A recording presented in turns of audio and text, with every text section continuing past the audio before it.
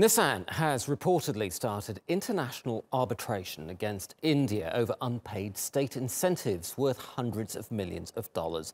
The Japanese car maker has become the latest name on a growing list of companies who have complained over non-payment of dues by the Indian government. Now, Nissan claims the government of the southern Indian state of Tamil Nadu owes it more than $770 million. Nissan says it's part of a 2008 agreement to open a car factory there. And it says the promise of incentives, including tax refunds, was crucial to its decision to build the plant, but that money allegedly never came through. The $946 million plant was opened in 2010 with an annual production capacity of 480,000 vehicles, creating more than 40,000 jobs.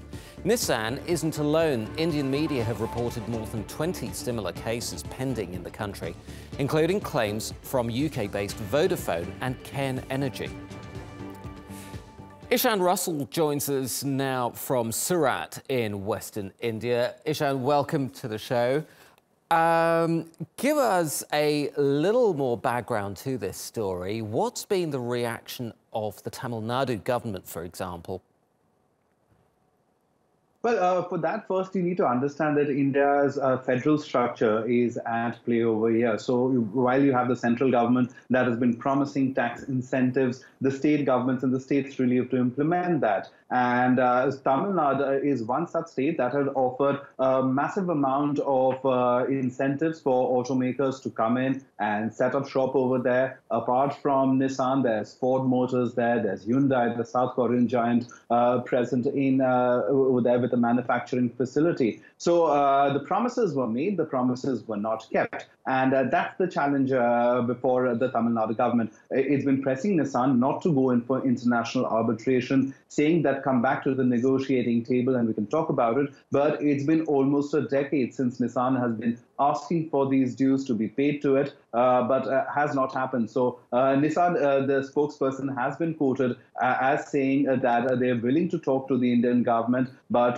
their repeated pleas have fallen on deaf ears, so they might not have any other option but to go in for international arbitration. Ishan, now Nissan is not the only company with accusations that India didn't give it the incentives it had originally agreed on. What are some of these other cases pending against the federal or even state governments? Well, one of the biggest cases and really reflective of why many companies would be nervous to invest in India is the case of Vodafone, where the Indian government passed a legislation and on the basis of that legislation wanted retrospective taxes to the tune of $3 billion. So in that sense, Vodafone's gone to the International Court of Arbitration. There is, of course, Cairn Energy, as you pointed out earlier. So there are about 20 such cases against India in various international fora, and that's the highest for almost any country. So India really needs to come through on its promises that it's making to big business. Give us an idea of how important car manufacturing is for the Indian economy. How many people, roughly, are involved in it?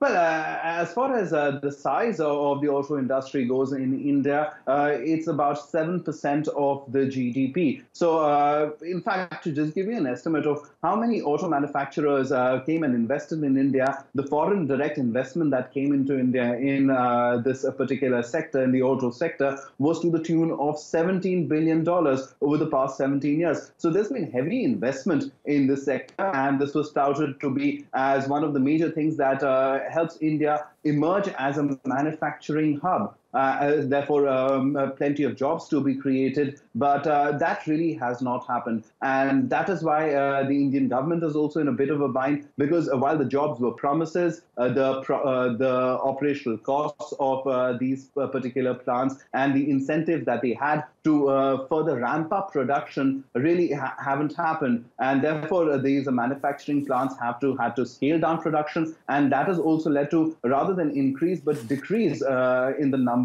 of jobs. So the Indian government really has to put its house in order over the auto sector. Ishan Russel, thank you very much indeed.